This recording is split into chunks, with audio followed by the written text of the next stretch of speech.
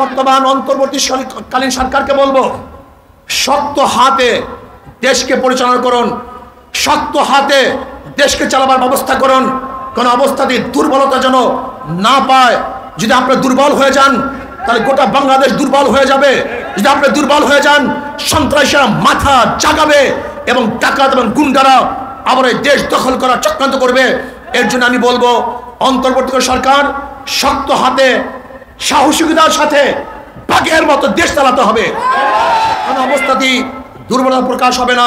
আর অন্তর্বর্তী সরকারকে বলবো, যেই সমস্ত জায়গাগুলিতে সংস্কার করার জন্য আপনি প্রতিনিধি নিয়োগ করেছেন, খবরদার প্রত্যেকটা সংস্কারের মধ্যে এদেশের সংখ্যাগরিষ্ঠ মুসলমানদের প্রতিনিধি আলেমদেরকে থাকতেই হবে। ইসলামী আন্দোলন বাংলাদেশ সিদ্ধিরগঞ্জ থানা শাখা কর্তৃক আয়োজিত আজকে গণসমাবেশের সম্মানিত সভাপতি,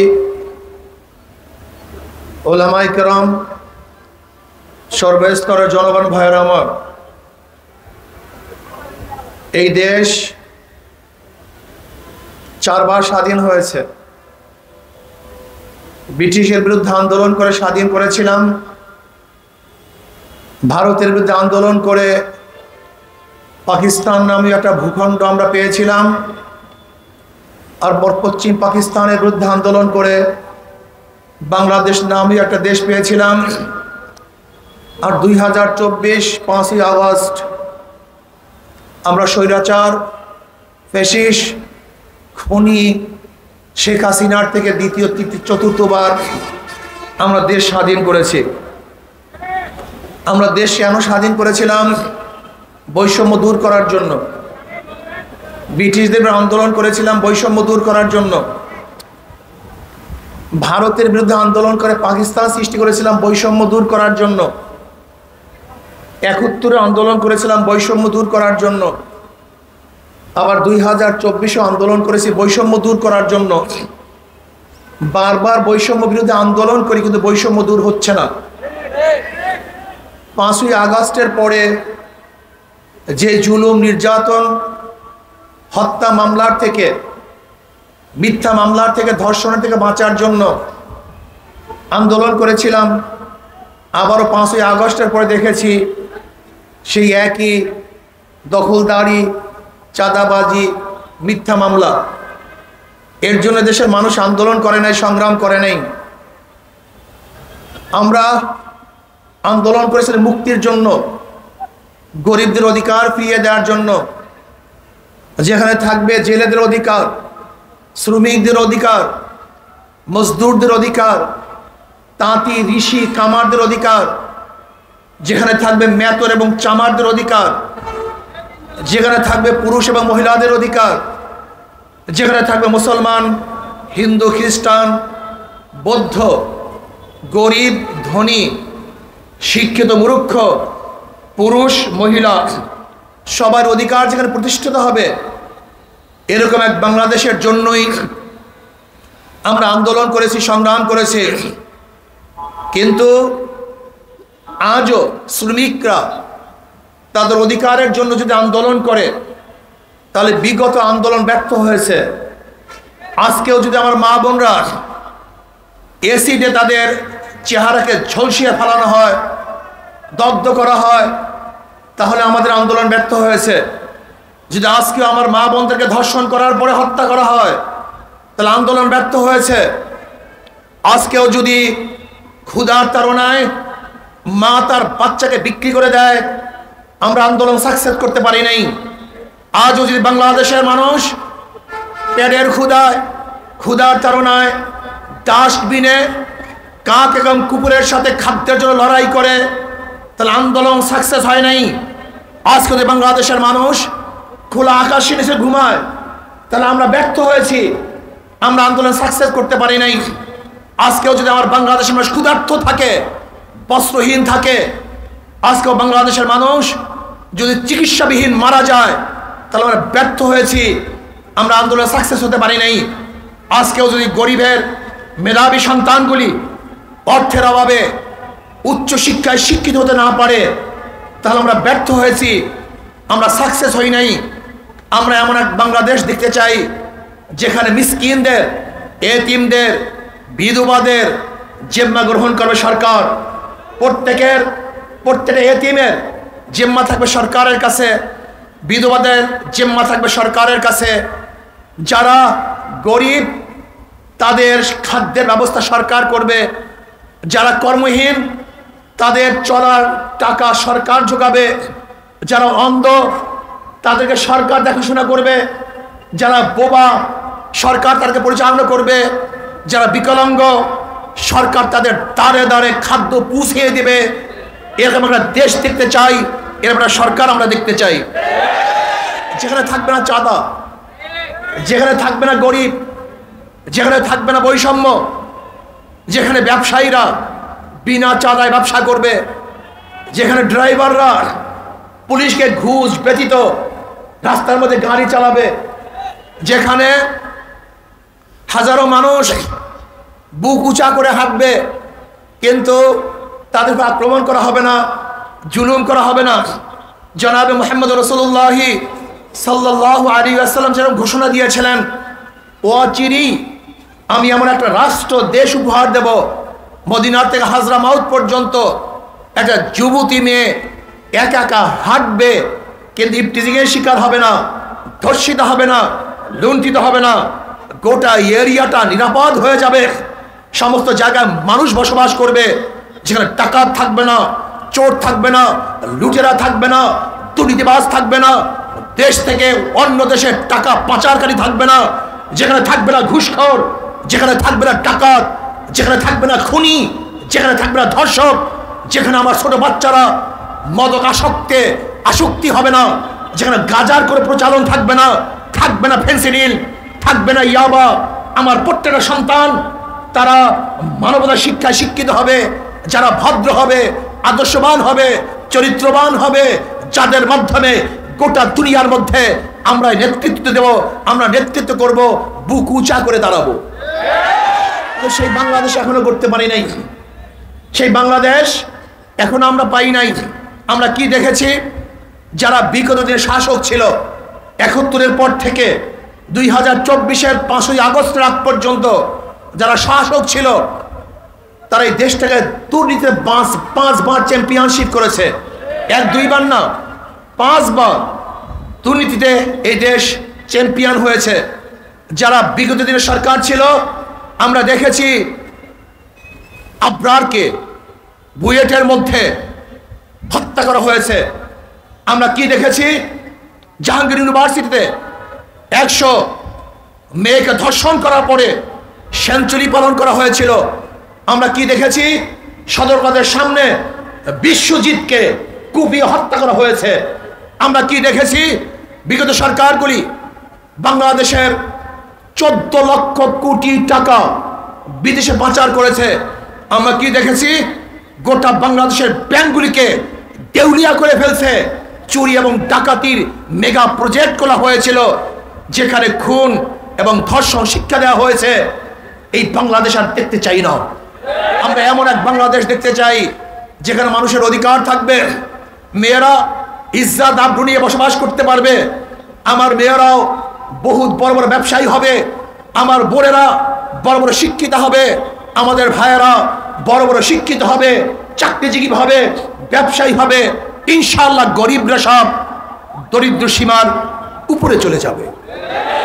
ইনশাআল্লাহ বিশ্বাস করি, যদি ইসলামিক অর্থনীতি অ্যাপ্লাই করা হয়, আগামী 10 বছরের মধ্যে বাংলাদেশে একজন গরিব খুঁজে পাওয়া যাবে না, একজনও না, সব দরিদ্র সীমার উপরে চলে যাবে।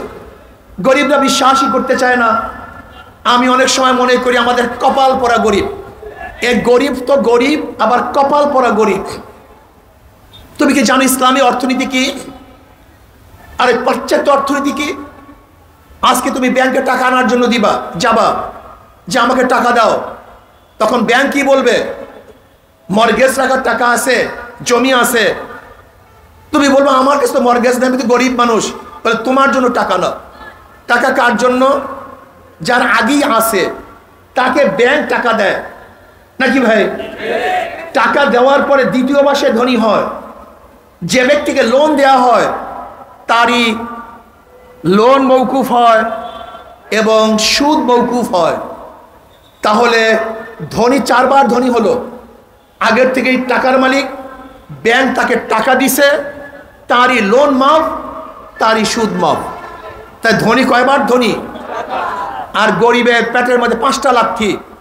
আগের থেকে টাকা ছিল না 1 লাথি, ব্যাংক তাকে টাকা দেয় নাই 2 লাথি, তার লোন মাফ হয় নাই 3 লাথি, তার সুদ মাফ হয় নাই 4 লাথি।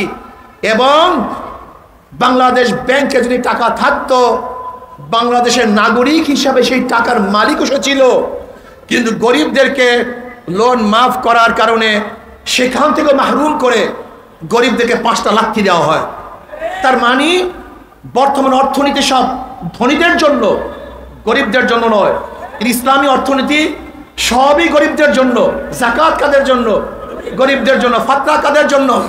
গরিবদের জন্য। উসর কাদের জন্য? গরিবদের জন্য। মানবত কাদের জন্য? গরিবদের জন্য। দান কাদের জন্য? গরিবদের জন্য। ইসলামের সমস্ত অর্থনীতি গরিবদের জন্য, আর পুঁজিবাদী সমস্ত অর্থনীতি ধনীদের জন্য। এর জন্য পুঁজিবাদী অর্থনীতি ধনীকে ধনী বানায়, গরিবকে গরিব বানায়, আর ইসলামী অর্থনীতি গরিবকে ধনী বানায় আর ধনীদেরকে ভারসাম্য রক্ষা করায়। এমন না আঙ্গুল ফুল কলা গাছ হবে। মাত্র বাংলাদেশের গোটা অর্থনীতি 20-25 ফ্যামিলির কাছে। গোটা বাংলাদেশের টাকা মাত্র 20-25টা ফ্যামিলির কাছে। গোটা বাংলাদেশের অর্থনীতি। এটা হতে পারে না। 18 কোটি মানুষের টাকা থাকবে মাত্র 20 জনের কাছে, 25 জনের কাছে। এটা হতে পারে না। আমরা সুষম বন্টন চাই, আমরা সুষম বন্টন করতে চাই। আজকে আপনি জানেন বাংলাদেশ 18 লক্ষ কোটি টাকা ঋণী। কত লক্ষ কোটি টাকা? 18 লক্ষ কোটি টাকা ঋণী। আজকে বাংলাদেশের এখানে যতগুলি নাগরিক দাঁড়িয়ে আছেন, প্রত্যেকের মাথার উপরে 1.5 লক্ষ টাকা ঋণ। 1.5 লক্ষ টাকা প্রত্যেকটা নাগরিক ঋণ। এটা হতে পারে না, এটা হতে দিতে পারি না। যে 18 লক্ষ টাকা ঋণই আসি, যদি আজকে 18 লক্ষ টাকা বাংলাদেশের জনগণকে সুষম বন্টন করা হতো, তাহলে বাংলাদেশে একজন গরিবও খুঁজে পাওয়া যেত না। 14 লক্ষ কোটি পাচার করা হয়েছে। 14 লক্ষ কোটি টাকা বুঝেন? বর্তমান বাংলাদেশের বাজেট হয়েছে 7 লক্ষ কোটি টাকা গোটা বাংলাদেশের জন্য। এরকম 2 বারের বাজেট শুধু পাচার করা হয়েছে। যদি 14 লক্ষ কোটি টাকা চুরি ডাকাতি না করে বাংলাদেশের গরিবের মধ্যে সুষম বন্টন করা হতো, আপনি বলুন বাংলাদেশে একটাও গরিব থাকতো? একটা গরিবও থাকতো না। সবাই দরিদ্র সীমার উপরে চলে যেত। কিন্তু আজকে আমাদেরকে ভুল বুঝিয়ে ইসলামের ফুবিয়া, ইসলাম আসলে এইটা হবে সেইটা হবে, মেয়েদেরকে বস্তাবন্দি করা হবে, তুমি ঠিক মতো চলতে পারবে না। এটা ডাকাত এবং গুন্ডা বদমাশ দুর্নীতিবাজরা ইসলামের ফুবিয়ার মাধ্যমে ওরা ইসলামকে প্রতিষ্ঠা করতে চায় না। ওরা জানে ইসলাম প্রতিষ্ঠিত হলে ওদের ডাকাতি, গুন্ডামি আর বদমাশি বাংলাদেশে চলবে না।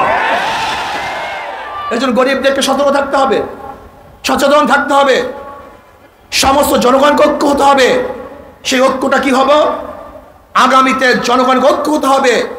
যাদের দলের মধ্যে, যার মধ্যে গুন্ডা আছে, বদমাশ আছে, দুর্নীতিবাজ আছে, চাঁদাবাজ আছে, আমরা ভোটাররা তাদেরকে ভোট দেব না। কোন অবস্থাতেই যে দলের মধ্যে চাঁদাবাজ, দুর্নীতিবাজ, খুনি থাকবে, সেই দলকে যদি আমরা বয়কট করি, তাহলে বাংলাদেশ আর কোন দুর্নীতিবাজ ক্ষমতা আসতে পারবেন না ইনশাআল্লাহ। এই জন্য আসুন আমরা জনগণ ঐক্য হই, ভালোর পক্ষ ঐক্য হই। জীবন বা সরকার পরিবর্তন হবে, নীতি আদর্শে পরিবর্তন না হলে কোনোদিন আমরা শান্তি পাবো না, মুক্তি পাবো না। এর জন্য বারবার উদাহরণ দেই। একজনের নাম এ, একজনের নাম বি, একজনের নাম সি। এও চোর, বিও চোর, সিও চোর। ক্ষমতা আছে এ, সে কি করবে? হটাও এ, বসাও বি, সে কি করবে? হটাও বি, বসাও সি, সে কি করবে? দলের পরিবর্তন হয়েছে, নেতার পরিবর্তন হয়েছে, নীতি আদর্শ পরিবর্তন হয়নি। ওসি পরিবর্তন হয়, ঘুষের পরিবর্তন হয় না। এসপি পরিবর্তন হয়, ঘুষের পরিবর্তন হয় না। ডিসি পরিবর্তন হয়, ঘুষের ফান্ড কমে না। এর কারণ হলো এই নেতার পরিবর্তন হয়েছে, নীতি আদর্শ পরিবর্তন হয় নাই। এর জন্য আমাদের শাইখ মুর্শিদ জাফর আল মারখাদ বলেছেন, শুধু নেতা নয়, নীতির পরিবর্তন চাই।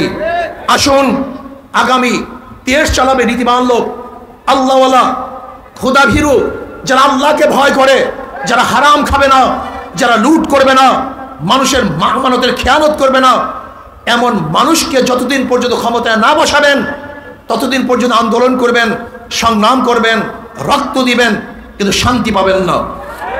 এর জন্য বর্তমান অন্তর্বর্তীকালীন সরকারকে বলবো, মিলিটারিদেরকে, আর্মিদেরকে আপনি বিচারিক ক্ষমতা দিয়েছেন, কিন্তু সিটির মধ্যে দেন নাই কেন?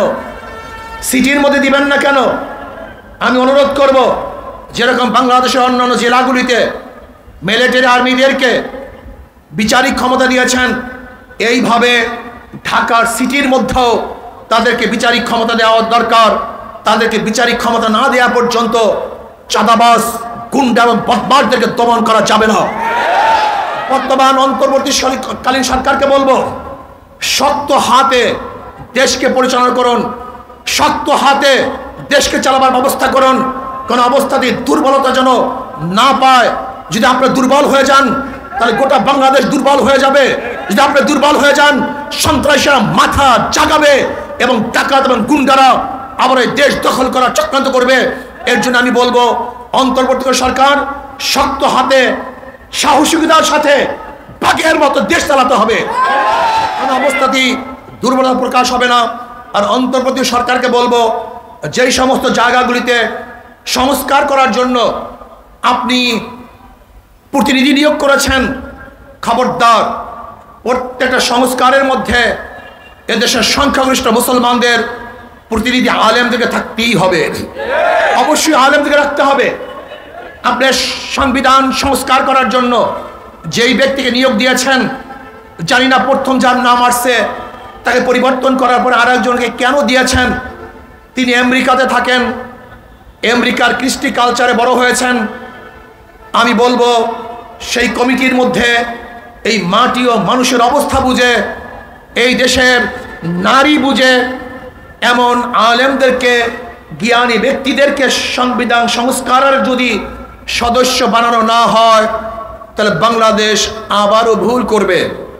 এর জন্য যত জায়গাতে সংস্কারের জন্য প্রতিনিধি নিযুক্ত করেছেন, প্রত্যেকটা কমিটির মধ্যে আলেমদেরকে থাকতে হবে, যারা আল্লাহওয়ালা, খোদাবিরু, দেশপ্রেমিক, বিদেশে যাদের বিদেশের সাথে যাদের নারীর সম্পর্ক নাই, এই দেশ, এই মাটি ও মানুষের সাথে যাদের নারীর সম্পর্ক, এরকম বিজ্ঞ আলেমদের দ্বারা কমিটি করার আগ পর্যন্ত কোনো কাজই, কোনো সংস্কারই সুন্দর হবে না। আর আমরা চাই আগামী নির্বাচন পিআর সিস্টেমের সংখ্যানুপাতিক হারে নির্বাচন হবে, যেখানে মার্কায় ভোট দিবে। কিসে ভোট দিবে? মার্কায় ভোট দিবে, ব্যক্তি থাকবে না। সব জায়গায় মার্কায় ভোট দিবে।